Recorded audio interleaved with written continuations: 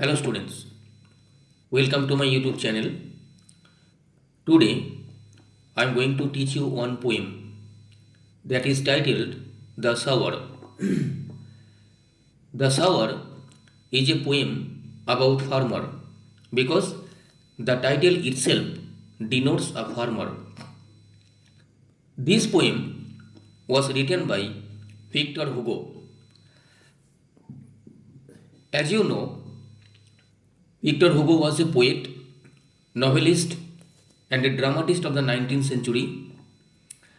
He was the most important of the French Romantic writers, though regarded in France as one of the country's greatest poets. He is better known for novels like Notre Dame de Paris and La Miserables.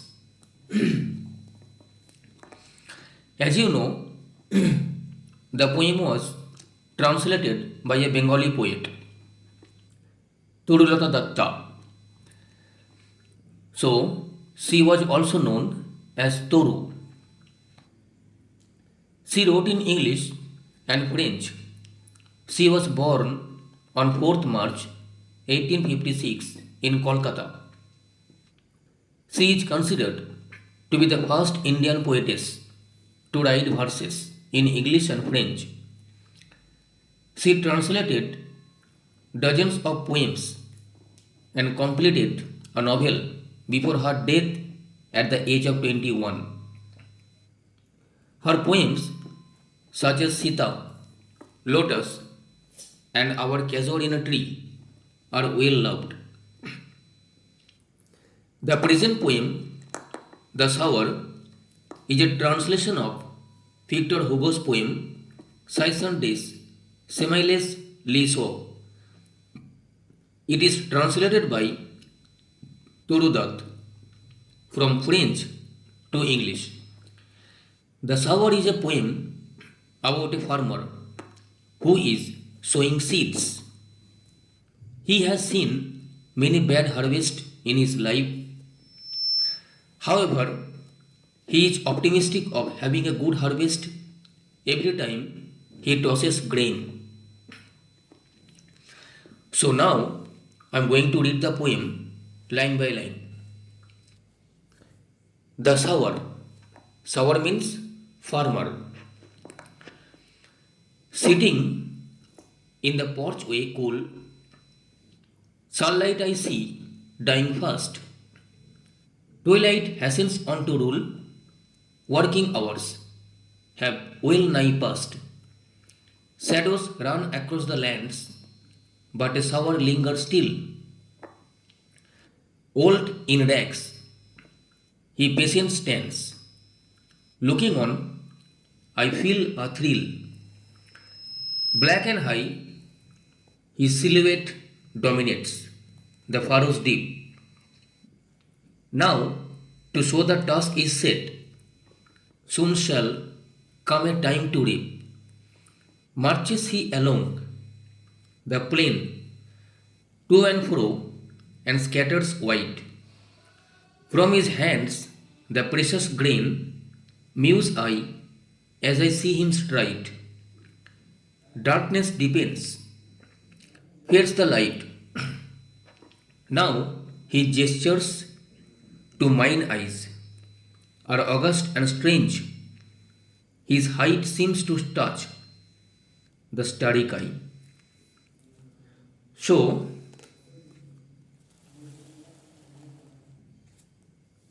at the very beginning of the story, the poet is telling that he is sitting in a porchway cool. Porchway means veranda. A covered shelter in front of a building is called porchway.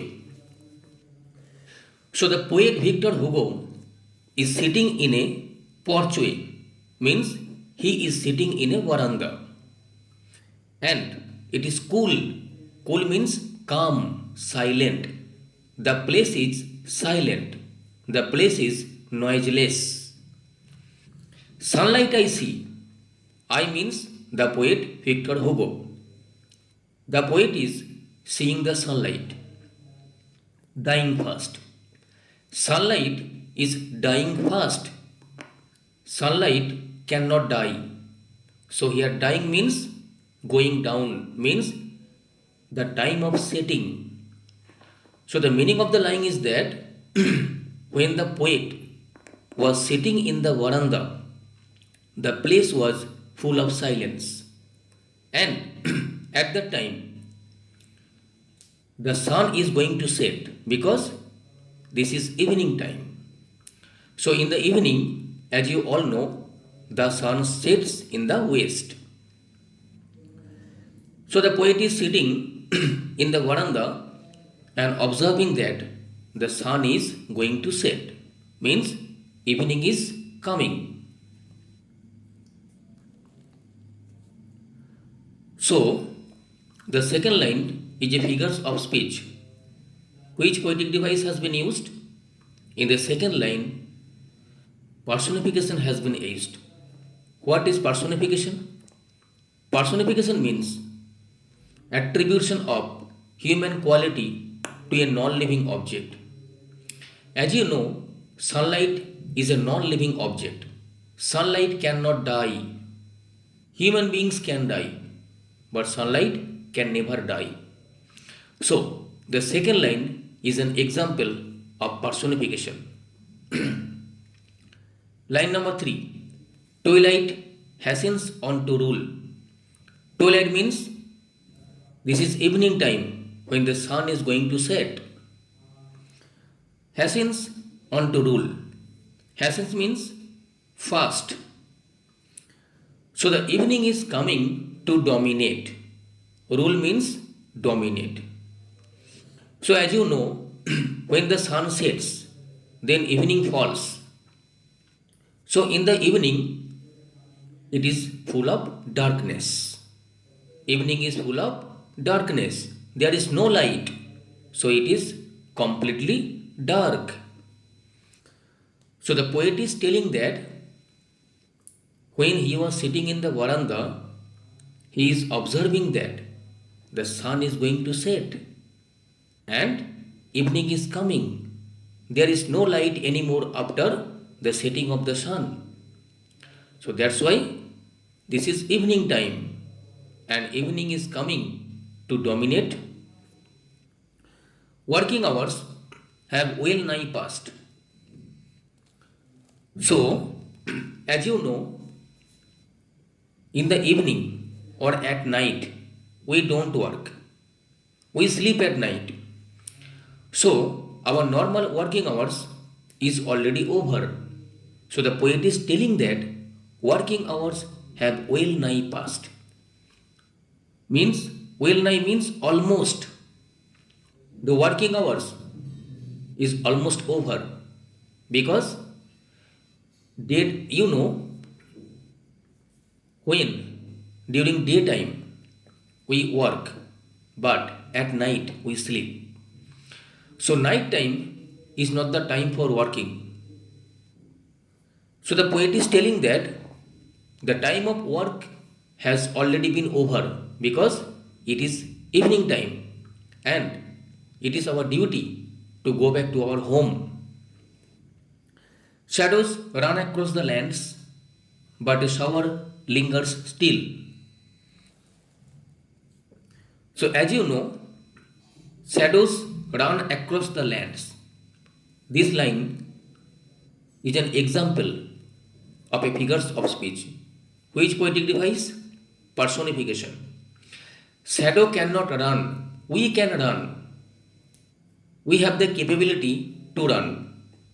But shadow is inanimate. Shadow is non-living thing, non-living object, entity. So shadows cannot run. So the poet is telling that shadows run across the lands because, as you know, at night there is no light and the place is full of darkness. So shadow is spreading all over. So shadow run across the lands means shadow is coming and spreading all over the place. So this line is an example of personification. But a shower lingers still. Sower means, I told you, sower means farmer. So it is night time and the farmer lingers still. Lingers mean Lingers means remains, stays. It is night time, but in the field, the farmer is still working. As you know, at night we don't work. During daytime we only work, but at night we sleep. But the farmer is still working in the field. So, the poet is highlighting the dedication, the commitment, the hard work of the farmer in the poem. So, the farmer is dedicated, the farmer is committed, the farmer is hardworking. So, he is still working in the field even after the dark. Old in rags, he patient stands. The farmer is old. The farmer is not a young person. He is an old person. In rags, rags means his clothes are tattered, torn up. His clothes are not new. His clothes are dirty and torn up. He patient stands. And the farmer is really patient. The farmer is very cool, calm, polite. He never gets agitated. Looking on, I feel a thrill. So the poet is observing that the farmer is working in the field, even at night also. And the poet is really fascinated to see the farmer working in the field at night. Black and high, his silhouette dominates the furrows deep. Black means, as you know, at night everything is black.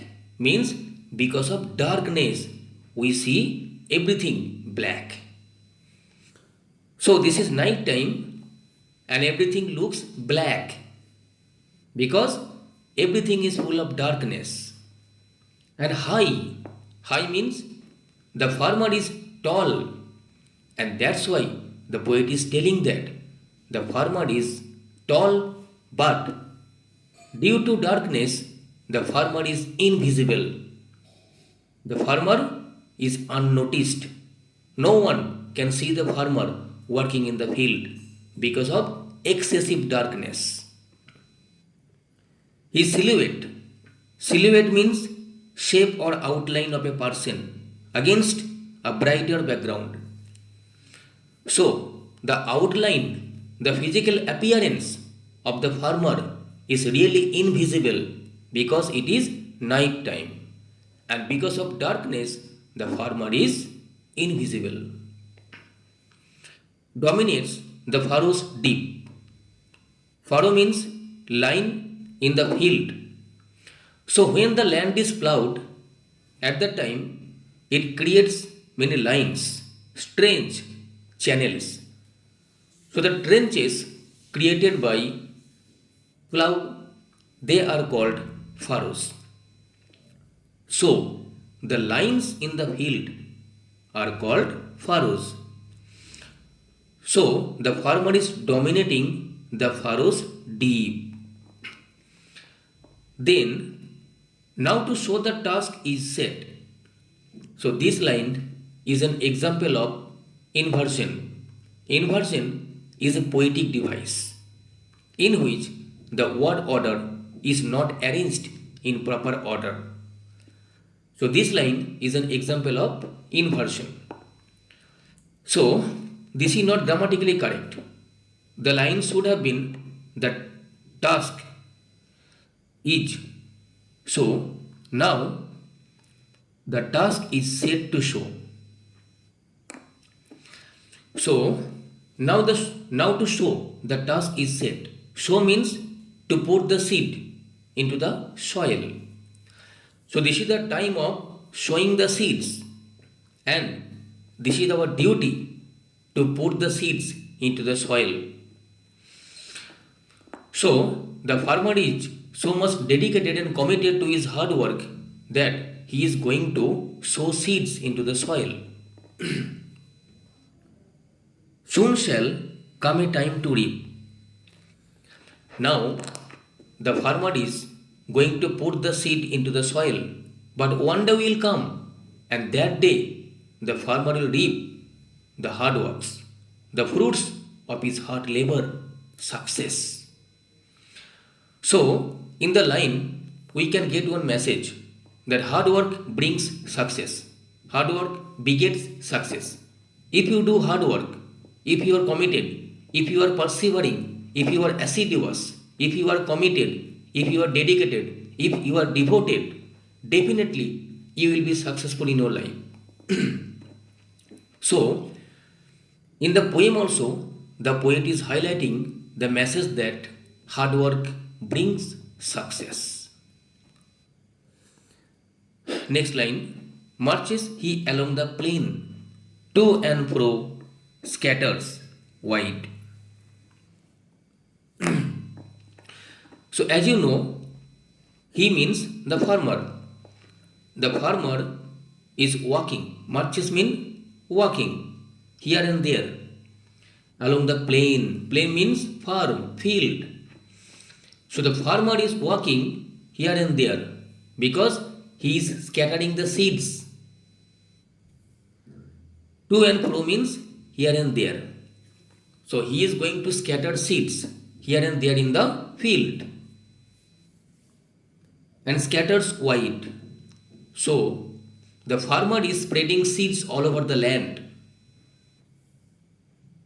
From his hands, the precious grain. So precious grain means seeds. So the poet is telling that the seeds scattered by the farmer are really precious because now this is the time of sowing the seeds, but one day will come, and on that day the farmer will reap the harvest of his hard labor. So that's why the poet is telling that the seeds are important, precious, valuable and expensive. Muse I as a seam's stride. Muse means thinking deeply. The poet is sitting and deeply thinking, and the poet is observing that the farmer is walking here and there with long steps. So, in the poem, we can see one visual image. What is the image? That the farmer is working in the field even at night also. And we are getting a kind of sensation, visual image. Darkness deepens and fades the light. Darkness deepens means night is increasing. It is late night. And as you know, at night we sleep. But this farmer is working since evening. And till now he is in the field working. Fades the light. There is no light at night, as you know. At night it is full of dark. Night is full of darkness. We cannot see anything in night. So that's why the poet is telling that the night is full of darkness and nothing is visible except the farmer who is working in the field diligently. Now he gestures to mine eyes. So the above line, darkness deepens, fades the light, is an example of poetic device. Which poetic device? Antithesis. So, as you know, darkness and light both are opposite words. But in the middle of the two lines, comma has been inserted. So, this is an example of antithesis. Now he gestures to mine eyes. Gesture means activities. Whose activities? The activities of the farmer have been described in the poem by Victor Hugo. To mine eyes. Mine means the poet's eyes. The poet is observing. The poet is watching that the farmer is working still in the field at night also. Are august August means noble, dignified, impressive. So the activities of the farmer are really august, noble, dignified, impressive. So that's why the poet is telling that the farmer is like a god. The farmer is a noble person, a dignified person, because he is working hard.